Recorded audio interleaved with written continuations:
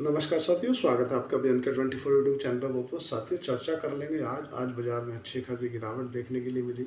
Nifty और तुम्हारा bank Nifty और सेंसेक्स तीनों ही नीचे गिरे गिरे बंद हुए। कल अमेरिका में क्या उथल पुथल देखने के लिए मिली। अमेरिका डाउ जोन, नैस्डैक और S&P 500 एकदम से 600 पॉइंट टूट गए। उसके बाद फिर से रिकवरी आई। अमेरिका में डोनाल्ड ट्रंप को ऐसा क्या आके बोलना पड़ा, ऐसा क्या बयान देना पड़ा कि उन्हें मार्केट संभालनी पड़ी। उन्हें लगा कि मार्केट अगर गिरने लगी, बॉन्ड रेट बढ़ रही है तो मामला गड़बड़ हो जाएगा। उस पर भी चर्चा करेंगे। और आज चर्चा करेंगे डोनाल्ड ट्रंप की तरफ से क्या बयान दिया गया है भारत को लेकर के, डील को लेकर के, और क्या कंडीशन नज़र आ रही है। साथियों, शुरुआत से चर्चा कर लेते हैं। सबसे पहले कल विदेशी संस्थागत निवेशकों के बारे में नज़र डाल रहे थे। जो FII है, फॉरेन इंस्टीट्यूशनल इन्वेस्टर, उनकी तरफ से कल 6,000 करोड़ रुपए की बिकवाली की गई है। अगर बात करें कैश में, तो कैश में लगभग 1858 करोड़ रुपए की बिकवाली की। और फ्यूचर और इंडेक्स मिला के जो उन्होंने स्टॉक के फ्यूचर वगैरह बेचे हैं, वो 4200 करोड़ रुपए के बेचे हैं। तो ऑल ओवर अगर देखा जाए तो F&O और फ्यूचर इंडेक्स और कैश मिला के FII ने 6,000 करोड़ की खरीद बिकवाली की है। उसके अगेंस्ट में DII लगातार 8 दिन से माल खरीद रहे हैं। 1223 करोड़ रुपए की खरीदारी की है। बहुत ही मामूली सी खरीदारी देखने के लिए मिली। तो सबसे जो मुख्य वजह रही आज तुम्हारा गिरने में, तुम्हारा बैंक, प्राइवेट बैंक गिरे, IT गिरी और गैस ऑयल से रिलेटेड स्टॉक गिरे। कारण सबसे बड़ा है कि जो तनाव बढ़ रहा है दक्षिण एशिया में, भी तनाव बढ़ रहा है। और जो ब्लैक सी है, ब्लैक सी के रास्ता बाधित होने से इस बार गेहूं की जो कीमत है वो रेट बढ़ गए हैं। कारण है कि ब्लैक सी जो रूस और यूक्रेन का युद्ध छिड़ रहा है, उस युद्ध के छिड़ने से तो वहाँ ब्लैक सी का रास्ता बाधित हो रहा है, जो कि सबसे ज़्यादा फूड के जो तुम्हारा गेहूं और चावल है वो एशिया और पश्चिम एशिया और यूरोप को जोड़ता है, तो इसलिए बाधित है। मिडिल ईस्ट में शांति का नाम होने का लिए देखो क्या है, दमिश्कस जो कि सीरिया की राजधानी है। इसराइल ने वहाँ पे हमला कर दिया और दमिश्कस मतलब सीरिया के रक्षा मंत्रालय के ऊपर हमला किया है। और उनने जो अपना इसमें बोला कि मैंने क्यों हमला किया, तो बोला कि मैंने इन्हें बचाने के लिए हमला किया है। समस्याएं कहाँ उलझी है, समस्या उलझी है उनके बॉर्डर को लेकर के। सीरिया और इजराइल के बॉर्डर को बीच के तनाव को देखते हुए दोनों में झगड़ा हो गया। और इजराइल ने सीरिया के जो रक्षा मंत्रालय है दमिश्कस, उनकी राजधानी में, उसी पर हमला कर दिया। मतलब आप समझ रहे हो कि किसी देश के राजधानी के अंदर एक मंत्रालय होते हैं, जैसे रेलवे मंत्रालय है, रक्षा मंत्रालय है, विदेश मंत्रालय है, ऐसे उनने कहा किया, इसराइल के रक्षा मंत्रालय पर हमला किया है इसराइल ने सीरिया दमिश्कस में, वो भी टॉप राजधानी में। तो हालांकि इस पर प्रतिक्रिया डोनाल्ड ट्रंप की आ गई है। डोनाल्ड ट्रंप ने बोला, मैं बोल दिया हूँ, सब मामला सॉर्ट आउट करो, झगड़ा नहीं करना। लेकिन डोनाल्ड ट्रंप की बात वैसे भी कोई मानता तो है नहीं, ना तो पुतिन मान रहे हैं और ना इसराइल ने माना। अब वो कितने हद तक खुल पाता है और नहीं हो पाता है, तो कहीं ना कहीं सीरिया की तरफ से तुम्हारा ईरान सपोर्ट करने लगेगा, और हिजबुल्ला जो कि तुम्हारा लेबनान में बैठा है वो सीरिया को सपोर्ट करने लगेगा, और इधर से हमास सपोर्ट करने लगेगा। क्योंकि इसराइल ने इतनी दुश्मनी मोल ले के रखी है कि वो कोई ना कोई उसका सपोर्ट करने लगा, और फिर से ये मिडिल ईस्ट के अंदर फिर से जो युद्ध की आग है वो भड़क सकती है। ऐसी अंदेशाई बताई जा रही है कि अगर उसको हिजबुल्ला का सपोर्ट मिल जाता है, सीरिया को इस तरफ से ईरान का सपोर्ट मिल जाता है, और इस तरफ से हमास का सपोर्ट मिल जाता है, उस तरफ से यमन के हुती समुदाय का सपोर्ट मिल जाता है, तो हो सकता है सीरिया की तरफ से भी कोई प्रतिक्रिया दी जाए। लेकिन अभी जो अमेरिका के डोनाल्ड ट्रंप है, उन्होंने ये बोला है कि भाई झगड़ा नहीं करो, मैं बोल रहा हूँ, मुझे शांति पुरस्कार लेने दोगे कि नहीं। मैं जब भी शांति पुरस्कार के बारे में सोचता हूँ तो कहीं ना कहीं कोई खोबा खड़ा कर देता है। मान जा भाई, सब खोबे को मत कर, मेरे को शांति नोबेल पुरस्कार ले लेने दे। जहाँ भी मैं शांति कराता हूँ कि झगड़ा नहीं करोगे, तू मानता नहीं है तो हाल ही झगड़ा कर देता है। मैं तुझे मना कर रहा था कि ईरान के साथ में मेरी डील हो रही है, डील को लेकर बात चल रही है, झगड़ा नहीं करना। तूने उठा कर सबसे पहले पहली फुर्सत में इसराइल ने उस पर हमला कर दिया, ईरान पर। अब हमला कर दिया तो जैसे तैसे उसका जो रायता है वो समेटा, डोनाल्ड ट्रंप ने समेटा, उसे चुपचाप बिठाया, भाई तो अपना घर खा ले, तो झगड़ा ना करे। मैंने दोनों को शांति करा दी।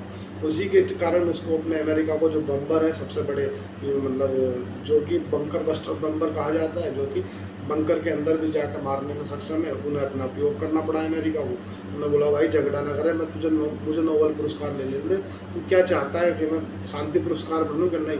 अमेरिका में 2 बार से ज़्यादा राष्ट्रपति नहीं बनते, मेरा दूसरी बार का कार्यकाल है, और तेरे चक्कर में मैं नोबेल पुरस्कार नहीं ले पा रहा हूँ। डोनाल्ड ट्रंप भारी परेशान है इजराइल से, वो कहीं ना कहीं खोबा खड़ा कर दे रहा है। इधर खोबा शांत होता है तो वो इस तरफ खोबा खड़ा कर देता है, इस तरफ से खोबा शांत होता है तो वो इस तरफ कर देता है। अब बात कर लेते हैं सबसे पहले रूस और यूक्रेन की। रूस ने फिर यूक्रेन के ऊपर हमले किए हैं और हमले किए हैं ताबड़तोड़। इस तरफ डोनाल्ड ट्रंप ने समझाया है कि भाई झगड़ा करना नहीं, बिल्कुल नहीं करना, मैंने 50 दिन का अल्टीमेटम दे दिया है। अगर 50 दिन तक डोनाल्ड ट्रंप के अल्टीमेटम को रूस नहीं मानता है तो रूस के ऊपर सैंक्शन लगाए जाएंगे, और जो भारत और चाइना और ब्राज़ील या जो भी रूस से कोई प्रोडक्ट खरीदता है या रूस से कोई ट्रेड करता है तो उसके ऊपर सेकेंडरी सैंक्शन लगाए जाएंगे। ऐसा ही कल नाटो चीफ की तरफ से भी बयान आया कि भारत को और चाइना और ब्राज़ील को लेकर के सेकेंडरी सैंक्शन का उन्होंने खाका तैयार कर लिया है, हम इनको ऊपर सैंक्शन लगाएंगे। लेकिन रूस है कि रूस मानने को तैयार नहीं है। डोनाल्ड ट्रंप ने कहा है कि जब मैं जो पुतिन से बात करता हूँ तो पुतिन हाँ जी करके ठीक है सर ऐसे करके कर देता है, और बाद में जो है तत्काल हमले कर देता। तो समझ में डोनाल्ड ट्रंप को ये नहीं आ रहा कि आखिर वो करे तो करे क्या। एक तरफ तो बोल देता है कि नहीं कोई दिक्कत नहीं, आपने बोल दिया बिल्कुल हमले नहीं होंगे, रुक जाएगा मामला, सब शांत रहेगा, और उसका फ़ोन कटता है और उधर वो अपनी सेना को आदेश दे देता है। बोले कितने आपकी बार मिसाइल कितनी मारी थी? बोले सर 70 मारी थी। बोले 100 मारो। बोले ड्रोन कितने भेजे थे? बोले सर 100 भेजे थे। बोले 200 भेजो। बोले मेरे से बात करके फ़ोन काटते हो, दूसरे डबल तगड़े तरह से मिसाइल से हमला कर देता है। और मेरे को मतलब डोनाल्ड ट्रंप को इग्नोर किया जा रहा है। उसका कहने का जो तर्क है, वो जो भाव है उनका ये है कि यार मेरे को इग्नोर मार के चल रहे हैं, ये बहुत गलत है, ऐसा नहीं होना चाहिए। मैं सेकेंडरी सैंक्शन लगा दूंगा रूस से ट्रेड करने वाले सभी देशों पे, और रूस के ऊपर भी सैंक्शन और लगा दूंगा। पहले ही रूस के ऊपर सबसे ज़्यादा सैंक्शन लगे हैं। रूस अभी तक के इतिहास में सबसे ज़्यादा सैंक्शन झेलने वाला देश बन गया है। लेकिन अब बात समझ में ये आ रही है कि जो यूरोपियन देश हैं वो भी रूस पर सैंक्शन लगाने से थोड़ा सा कतरा रहे हैं, क्योंकि सुरक्षा और उनका जो एनर्जी का रिलेटेड मामला है ना, वो रूस ही पूरी करता है, और रूस पर अगर उन्होंने सैंक्शन लगाए तो वो उलझ सकते हैं। तो इसलिए अभी उस पर कोई सहमति बन नहीं पाई है। जो भी यूरोपियन देशों में रूस के ऊपर सैंक्शन लगाने को लेकर के बात चल रही थी, अभी उस पर कोई समझौता नहीं हो पाया है। लेकिन रूस के हमलों से जो ब्लैक सी है, ब्लैक सी बाधित हो गया है, और ब्लैक सी बाधित होने से जो गेहूँ और अनाज और मक्का, मतलब ऐसा जो डीट खाने वाले प्रोडक्ट हैं, उनके दाम बढ़ गए हैं। कारण ब्लैक सी का बाधित होने। ब्लैक सी में कोई जहाज़ वगैरह नहीं जा पा रहा, क्योंकि जो भी जहाज़ जाता है उसे कोई चाहे तो यूक्रेन की सेना की तरफ से, चाहे तो रूस की सेना की तरफ से उसे क्षति पहुंचाई जा सकती है, नुकसान पहुंचाया जा सकता है। तो इसीलिए वो रास्ता बाधित हो गया। उसके बाधित होने से जो यूरोप के अंदर गेहूँ की सप्लाई है वो बाधित हो जाएगी। गेहूँ की सप्लाई बाधित होने से वहाँ पर जो है ना फूड की इन्फ्लेशन आ जाएगा, फूड की महंगाई हो जाएगी। इसीलिए आज अभी जो इंटरनेशनल मार्केट में गेहूं का दाम बढ़ गया है। जो हमारा जो खाने वाले जो ईट है, मतलब जो गेहूं है, मक्का है, ज्वार है, जो इस तरह के जो प्रोडक्ट हैं उनकी। अब बात कर लेते हैं कल की। कल डोनाल्ड ट्रंप के साथ में क्या कलेश हो गया? कल डोनाल्ड ट्रंप को ऐसा क्या आकर बयान देना पड़ा जो पूरी की पूरी मार्केट पहले तो नीचे गई। देखो क्या है, कल अमेरिका की जो शेयर मार्केट है वो खुलते से ही धड़ाम हो गई, बहुत ही नीचे, मतलब 600 पॉइंट नीचे। हुआ क्या, किसी ने ये अफवाह उड़ा दी कि डोनाल्ड ट्रंप जो है वो जयराम पवेल को हटा रहे हैं। जयराम पवेल कौन है? जो अमेरिका का फेडरल बैंक है, जो जैसा हमारे भारत का आरबीआई बैंक है, आरबीआई के गवर्नर, ऐसे ही जो अमेरिका का फेडरल बैंक है उसके जो चेयरमैन है उनका नाम जयराम पवेल है। तो ऐसी किसी ने अफवाह उड़ा दी कि जो डोनाल्ड ट्रंप है वो जयराम पवेल को हटा रहे हैं, और एक दिन पहले ऐसी आशंकाएं चली रही थी कि उनका कोई अल्टरनेटिव तलाशा जा रहा है। और जैसे ही ये खबर सर्कुलेट होती है कि जयराम पवेल को हटा रहे हैं डोनाल्ड ट्रंप, तो डोनाल्ड ट्रंप के ऐसा सुनते के साथ ही मार्केट में शार्प गिरावट आती है। मतलब जो पुट कॉल करते हैं उन्होंने भी पुट खरीद ली, कॉल बेच दी, और जिनके पास कैश की पोजीशन थी उन्होंने कैश की पोजीशन स्क्वायर ऑफ कर ली। जो बॉन्ड यील्ड है, बॉन्ड यील्ड में तत्काल भयंकर तेजी आ गई। मतलब एक तरह से डॉलर की जो मतलब बास्केट ऑफ करेंसी में डॉलर की वैल्यू है, लोग बाग डॉलर से, क्योंकि अगर सबसे बड़ी जीडीपी रखने वाला देश, इकोनॉमिक व्यवस्था संभालने वाला देश अमेरिका जैसा, मतलब सुपर पावर मान सकते हैं आप, उस देश की अगर पॉलिटिकल्स के कारण उनका जो आरबीआई के गवर्नर, फेडरल बैंक के चेयरमैन अगर हटाए जाते हैं या किसी कारण से उन्हें डिसमिस किया जाता है, तो वो कहीं ना कहीं पूरी दुनिया के लिए एक नेगेटिव सेंटिमेंट क्रिएट करता है। और ये सब चीज़ें जो जयराम पवेल का अल्टरनेटर खोजा जा रहा है वो क्या है कि जयराम पवेल को प्रेशर टैक्टिक्स में लेने का कारण है कि जयराम पवेल प्रेशर में आकर के जो अमेरिका के अंदर है वो रेट कट कर दे, मतलब रेपो रेट में बदलाव कर दे। डोनाल्ड ट्रंप ऐसा कई बार बोल चुके हैं कि आप मूर्ख हो, आप बुद्धिहीन हो, आप रेट कट नहीं कर रहे। लेकिन जयराम पवेल की और डोनाल्ड ट्रंप की दोनों की बनती नहीं है। जयराम पवेल बोलते हैं मैं क्यों रेट कट कर दूँ यार, तो तुम रेट कट कर दूँ और अमेरिका में महंगाई अपने चरम पे है, मैं क्या करूँगा, लोग बाग क्या कहेंगे। वो तो ऐसा तो नहीं होगा। महंगाई चरम पे है, इन्फ्लेशन अपने चरम पे है और ग्रोथ घट रही है, मैं महंगाई के बढ़ने के बाद भी रेट कट कर दूँ, मतलब इतिहास में सबसे खराब मेरा जो फेडरल बैंक का चेयरमैन के रूप में नाम लिखा जाए, मैं तो ऐसा नहीं करूँगा। जब मार्केट गिरने लगी तो डोनाल्ड ट्रंप को आकर के बयान देना पड़ा कि हम जयराम पवेल को हटाने की कोई भी ऐसी हमारी मंशा नहीं है, हम जयराम पवेल को नहीं हटा रहे हैं। बट साथ में उन्होंने ये भी कहा हम हटा सकते हैं, अभी हमारा कोई ऐसा मन विचार नहीं है। हाँ, तुम हटा सकते हो, लेकिन जयराम पवेल को हटाने के बारे में तुमने सोचा और ऐसी एक मार्केट में न्यूज़ सर्कुलेट हुई कि आप जयराम पवेल को हटाने की बात कर रहे हैं, तो उसी का परिणाम स्वरूप देखने के लिए अमेरिका की मार्केट धड़ाधड़ नीचे आई। खुद डोनाल्ड ट्रंप को आकर के सफाई देनी पड़ी कि हम जयराम पवेल को नहीं हटा रहे हैं, तब जाके मार्केट ऊपर रही। अब बात कर लेते हैं आज के टेक महिंद्रा के रिजल्ट की। आज के टेक महिंद्रा के रिजल्ट आए, उसके बाद में भी बाजार में टेक महिंद्रा का शेयर गिरा। रिजल्ट काफ़ी अच्छे थे और आईटी सेक्टर में शायद अब बॉटम बन गया है। खरीदना बेचने की कोई रिकमेंडेशन नहीं है, वो आप अपने वित्त सलाहकार से पूछ के करें। बट कहना का मतलब ये है कि आईटी सेक्टर का अब शायद बॉटम बन गया है, क्योंकि देखो टीसीएस, इन्फोसिस और तुम्हारा एचसीएल टेक जो तो आज इनके साथ साथ में आज जो टेक महिंद्रा के रिजल्ट आए हैं वे काफ़ी बेहतर हैं और उन्होंने जो आउटलुक पेश किया है ना वो भी अच्छा किया है। साथ साथ में एंजल वन के भी नतीजे आए।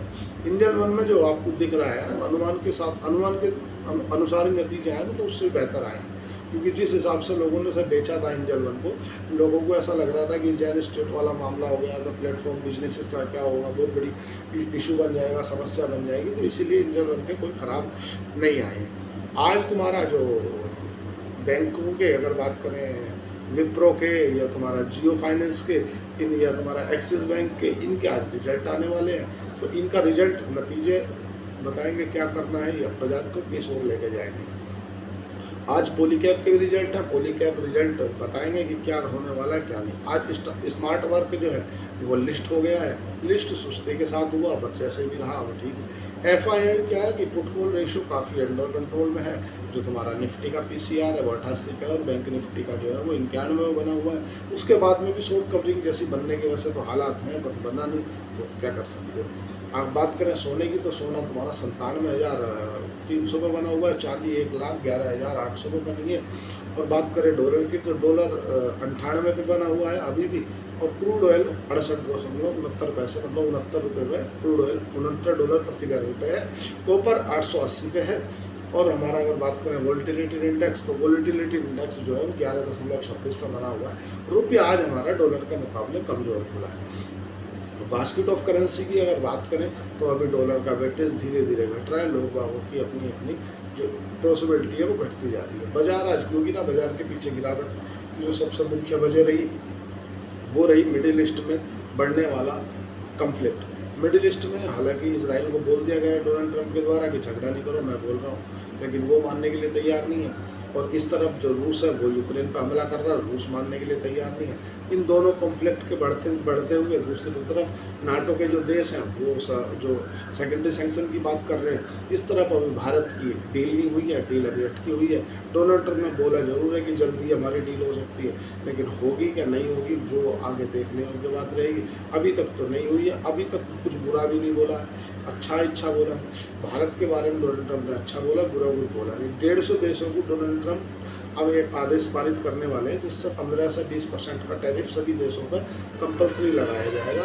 ऐसी एक लेटर जारी करने वाले हैं डोनाल्ड ट्रंप। मेरी समझ में ये नहीं आ रहा, 9 अप्रैल को बोल रहे थे कि सभी देश लाइन लगा कर खड़े हैं और सभी देश बोल रहे हैं कि please Donald Trump please please please कर लो, हमारे साथ डील कर लो। अभी तक एक इंडोनेशिया और वियतनाम को छोड़ दें तो किसी देश के साथ डील नहीं हो पाई है। अपने मनमानी से जिसके ऊपर जो आरोप ठोक दे रहे हैं, जिस पर जो कर रहे हैं वो कर, इन्होंने ऐसे देश के ऊपर भी टैरिफ लगा दिए जिससे ट्रेड सरप्लस में। किससे ट्रेड सरप्लस में? मतलब जो ब्राज़ील है, ब्राज़ील से ट्रेड सरप्लस में है, ब्राज़ील को व्यापार करते हैं तो उससे क्या फ़ायदा होता है, ना कि नुकसान होता है, लेकिन उसके ऊपर भी टैरिफ ठोक दिए। इसीलिए तो ब्राज़ील ने रेगुलेटरी में बोला कि ठीक है, हम डरते नहीं हैं। क्यों डरेंगे? क्योंकि वो चाय, अमेरिका में सभी लोग ज़्यादातर कॉफ़ी पीते हैं, कॉफ़ी ब्राज़ील से जाती है और ब्राज़ील वालों को मालूम है कि ये कॉफ़ी के बिना रह नहीं पाएंगे, इसलिए उन्होंने बोला अपन पुष्पराज साला झुकेगा नहीं। वो वाले स्टाइल में ब्राज़ील सामने आ गया, लूला। उनके ऊपर ब्राज़ील को क्या है कि प्रेसिडेंट एक्ट्स में लिया जा रहा है। उनके यहाँ एक मंत्री हैं, वो मंत्री जो कि डोनाल्ड ट्रंप के काफ़ी करीबी हैं, वो डोनाल्ड ट्रंप चाहते हैं कि उन्हें यार रिहा कर दो, उन पर जो लगे हुए केसेस हैं उन्हें आप ख़त्म कर दो, लेकिन वो ख़त्म करने के लिए तैयार नहीं है। मामला पूरा का पूरा अभी उलझा हुआ सा नज़र आ रहा है। मिडिल ईस्ट में शांति होने का नाम नहीं ले दिया इसराइल के कारण। इसराइल ने दमिश्क में हमला कर दिया, इधर रूस यूक्रेन पर हमला करने से नहीं मान रहा है, इधर भारत की डील नहीं हुई है, और इधर जो FII वो मान नहीं रही है। FII लगातार बिकवाली कर रहे, कल भी 6000 करोड़ का माल बेचा है। और दूसरी तरफ एक समस्या और खड़ी है, वो है रिजल्ट सेशन की। रिजल्ट इतना तोड़ फोड़ आ नहीं रहा है, तो इसलिए घबराहट के एक विषय नहीं है, 4-5 विषय हैं। इसी कारण से आज बाज़ार में आपको देखने के लिए मिला कि 25,050 और तुम्हारा 25,350, इसके बीच में बाजार घूम रहा है, ना आगे जा रहा, ना पीछे जा रहा, ना ऊपर जा रहा, ना नीचे जा रहा। बाजार सोच रहा है करूँ तो करूँ क्या, जा गिरूँ या बढ़ूँ या गिरूँ, देखता हूँ क्या करूँ। और जैसे ही ऊपर जाता है तो हाल ही बिकवाली आ जाती है, नीचे जाता है अब सोचते हैं कि यार अब शॉर्ट की पोजीशन बना ले, अब तो बाजार गिरने वाला है, तो नीचे से ही रिकवरी आ जाती है। बाजार के अंदर जो बहुत कुछ चल रहा है, जियो पॉलिटिक्स में उथल पुथल है, इसीलिए बाजार समझ नहीं पा रहा है कि एक्चुअल में करें क्या। और जो रिटेल ट्रेडर हैं, रिटेल ट्रेडर इस कंसोलिडेशन वाले जोन में फंस जाते हैं। FN इंट्राडे वालों की तो तरीके से वाट लग जाती है, ना तो वो ऊपर के पॉइंट ले पाते हैं, ना नीचे के पॉइंट ले पाते हैं। जब वो ऊपर जाता है और सब 25,300 पे जाता है, उन्हें लगता है कि यार अब तो बाजार भागेगा, कॉल की पोजीशन बना लो तो गिर जाता है। और जब वो 25,000 के आसपास आता है, उन्हें लगता है यार अब तो बाजार गिरेगा, शॉर्ट की पोजीशन बना लो तो बाजार भाग जाता है। मतलब FNO को तो, जो FNO करने वाले लोग हैं, उन्हें तो अभी वर्तमान में तत्काल प्रभाव से बढ़िया लॉस हो रहा है, जिसे लॉस बोलते हैं। कारण ये है कि जब बाजार कंसोलिडेशन जोन में हो, ना भागे, ना ऊपर जाए, ना नीचे जाए, तो उस समय पे उनका क्या प्रीमियम डीके होता है। जब आपकी कोई कॉल की वैल्यू रहती है, सपोज करो 100 रुपये है ना, और आपका जो निफ्टी है वो 25,000 रुपये था जब आपकी कॉल की वैल्यू थी 100 रुपये, और वो जब आज वीकली एक्सपायरी से आप 5 दिन के लिए आपने हफ्ते भर के लिए मान लो, तो निफ्टी वहीं घूमता रहेगा, तो आपकी जो प्रीमियम है ना वो 100 रुपये गलगल के रह जाएगी 60 रुपये या 50 रुपये। मतलब अगर आपने 100 रुपये के हिसाब से 7500 रुपये का एक लोट लिया है ना, तो जिस समय आपने लिया उस समय थी 7500 का, अब वो 50 रुपये की कॉल आ गई, घट के निफ्टी वहीं घूम रहा, ना तो ऊपर जा रहा ना नीचे जा रहा, निफ्टी वहीं घूम रहा है, लेकिन वे पैसे रह गए तुम्हारे 3750 रुपये। तो इसीलिए जो कॉल पुट वाले हैं वो अच्छे खासे उलझ रहे हैं। समस्या ये है कि देखो, मैं आपको कोई भी कॉल या पुट करने की कोई रिकमेंडेशन नहीं दे रहा कि आपको करना है या नहीं करना है, अब वो आपका अपना विवेक है, आप अपने वित्तीय सलाहकार से पूछ के करें। न मैं आपको कोई FNO करने की कोई एडवाइजरी देता हूँ, ना मैं आपको इंट्राडे करने की कोई एडवाइजरी देता हूँ। मैं तो केवल जो जियो पॉलिटिक्स में घट रहा है उनके क्या मायने हैं, उन सब चीज़ों को आपको बताता हूँ। अब जो वीडियो वगैरह बनाते हैं यूट्यूब पे, उनके लिए खबर क्या है कि जो लोग यूट्यूब पे वीडियो बनाते हैं AI से रिलेटेड, मतलब या किसी का कॉपी करके कॉपी पेस्ट मार देते हैं, अपने से कोई मेहनत नहीं करते, उन लोगों को अब जो यूट्यूब है अब कोई पैसा नहीं देगा। देखो होता क्या है कि जब आपका चैनल मोनेटाइज हो जाता है ना, तो आपको यूट्यूब की तरफ से डॉलर में रुपया मिलता है, ठीक है। वो अलग अलग भी हो सकता है, आपकी शॉर्ट वीडियो है तो 100 व्यू पे इतना पैसा मिलेगा, आपकी लॉन्ग वीडियो है तो 1000 व्यू पे इतना पैसा मिलेगा, वो अलग अलग क्राइटेरिया रहता है। बट अब यूट्यूब ने 15 जुलाई से एक अभी नया नियम लागू किया है। उस नियम में क्या है कि अगर आप यूट्यूब क्रिएटर हैं, आपको यूट्यूब पे वीडियो बनाते हैं, और यूट्यूब पे वीडियो बनाने के साथ साथ में आप जो करते हैं कि किसी की मतलब कोई पहले से वीडियो चल रही है, उसको आपने उठाया, कॉपी किया, उठा के अपने चैनल पे पेस्ट कर दिया, तो उस पर जो रेवेन्यू जनरेट होगा, उस पर जो ऐड के द्वारा रेवेन्यू आएगा, उसका कुछ भी शेयरिंग आपको नहीं मिलेगा जाएगा। होता क्या है, अब YouTube की तरफ से एक नया इफेक्ट जोड़ा गया है कि जो ओरिजिनल वॉइस होगी, जैसे मैं अभी बात कर रहा हूँ, मेरी ओरिजिनल वॉइस है, कॉपिंग नहीं है। अगर किसी को इसी के सेगमेंट में कोई कॉपी करनी है तो मेरी वीडियो कॉपी करेगा, उठा के मैं अपने चैनल पर पेस्ट कर देगा, तो उसका जो पैसा है वो उसको नहीं मिलेगा, वो मेरे को मिलेगा। ऐसा यूट्यूब ने अभी 15 जुलाई से यूट्यूब ने अपने अपने चैनलों में बदलाव किया है नियमों में। वो क्या रहा था कि एआई, आर्टिफिशियल इंटेलिजेंस और मशीन लर्निंग के चलते लोग बाग क्या कर रहे हैं कि जो वीडियो पहले से बनी हुई है ना, उन वीडियो को उठा रहे हैं और उन्हीं में थोड़ा सा एडिटिंग कर रहे हैं, उठा कर जो है वीडियो पेस्ट कर दे रहे हैं अपने चैनल पे। उसे लोग बाग देख रहे हैं और उससे उनके व्यू आ रहे हैं तो उससे उन्हें पैसा मिल रहा है। अब यूट्यूब ने वो धंधा बंद कर दिया। क्यों कर दिया? यूट्यूब का कहना ये है कि भाई अगर आप यूट्यूब कंटेंटर हो, अगर आप यूट्यूब पे कोई कंटेंट बनाते हो तो एक तो वो ओरिजिनल होना चाहिए, दूसरा वो जेन्युइन होना चाहिए। आप किसी की वीडियो उठाया, आपने कॉपी करा, पेस्ट कर दिया, तो उससे आपको पैसा हम क्यों दें, जबकि उसका जो रियल में हकदार वो है जिसकी वो ओरिजिनल वॉइस है।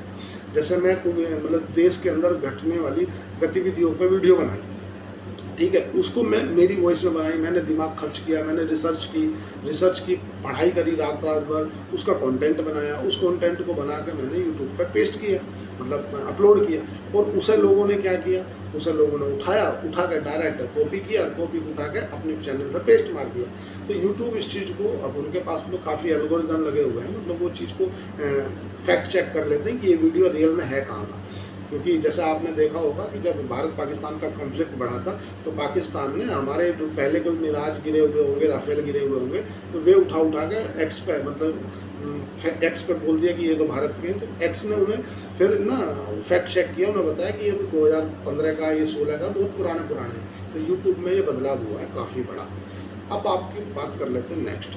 देखो, सबसे मेन बात क्या है, अगर आप शेयर मार्केट में काम करते हैं तो सबसे पहले बात जो मैं आपको अपने भाई होने के नाते बताना चाहता हूँ साथियों, वो ये है कि किसी भी पान के ठप्पे खड़े होकर किसी ने बोल दिया शेयर मार्केट में पैसा लगा दो, कहीं आप गए, उसने बोल दिया शेयर मार्केट में पैसा लगा दो, किसी मेरा दोस्त ने सुन लिया, उन्होंने करोड़ों रुपये लगाया, अरबपति बन गया। ऐसे चक्रों में नहीं पड़ना। किसी का कॉल आ गया, उन्होंने बोला आप मुझे तो एक काम करो, 10,000 1 लाख रुपये डालो, मैं आपको 10,000 पर डे कमा कर दूँगा। देखो, सबसे पहली बात है, इन चीज़ों पर बहुत अच्छे से जागरूक रहना आपकी पहली नैतिक दायित्व बनता है। अगर आप जागरूक नहीं रहोगे तो आपको कोई भी मतलब फेक बना देगा। होता क्या है कि जो लोग कम, थोड़ा सा शिक्षा का अभाव या जानकारी का अभाव कम है, उन्हें लोगों को फ़ोन लगाते हैं कि मैं तुम्हें, आप एक काम करो, हमारे यहाँ डीमैट अकाउंट खुला दो, हम आपको 10,000 रुपये आप हमारे इसमें डालो, 1,000 रुपये पर डे कमा कर देंगे। एक आध बार वो हो सकता है दे भी दें आपको, ताकि आपका विश्वास लिया जाए। और आपको जो अकाउंट वहाँ दिखाया जाएगा वो एक्चुअल में रियल अकाउंट नहीं होगा, वो डेमो अकाउंट होगा, है ना। आपको वहाँ लगेगा प्रॉफिट हो रहा, आप उसके चक्करों में आकर के और भी पैसा इन्वेस्ट कर दोगे तो उससे होगा क्या, वो लोग एक दिन आपका पूरा का पूरा पैसा बंद कर लेकर भाग जाएंगे। तो इसीलिए आप अपने अंदर जागरूक बने। किसी के भी किसी ने वीडियो फ़ोन आ दिया कि ये कर दो, वो कर दो, चक्करों में नहीं पड़ना है, सावधान रहना, सतर्क रहना है। अगर आपको शेयर मार्केट में काम करना है तो ये ध्यान रखो कि लंबे समय में निवेश करने से ही पैसा बना है। हिस्ट्री गवाह है, राकेश झुनझुनवाला, वारेन बफेट, तुम्हारा राधा कृष्ण दमानी या जो अग्रवाल है, ये जितने भी हैं ना, इन लोगों को जो आप जानते हो ना, ये FNO से पैसा नहीं बनाया, इन्होंने फ्यूचर एंड ऑप्शन से पैसा नहीं बनाया। FNO करने वाले 99.9% लोग लॉस में रहते हैं, ऐसा सेबी का डाटा बोलता है।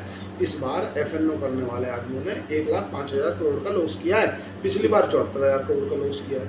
मतलब भाई साहब, रिटेल ट्रेडर, उन्होंने पिछली बार 74,000 करोड़ गंवाए, इस बार 1,05,000 करोड़ गंवाए। किन्होंने गंवाए? जो जानकारी का अभाव है, जो शिक्षा का अभाव है, जो पढ़ना जानते नहीं, उन्होंने गंवाए। तो इसीलिए शेयर मार्केट में काम करें तो लंबे समय के निवेशक बन के आए, ना कि ट्रेडर बन के आए। तो ये अलादीन का चिराग नहीं है कि आपने इसमें डाला, हाथ डाल के निकाल दिए 2 लाख रुपये, ऐसा कुछ नहीं।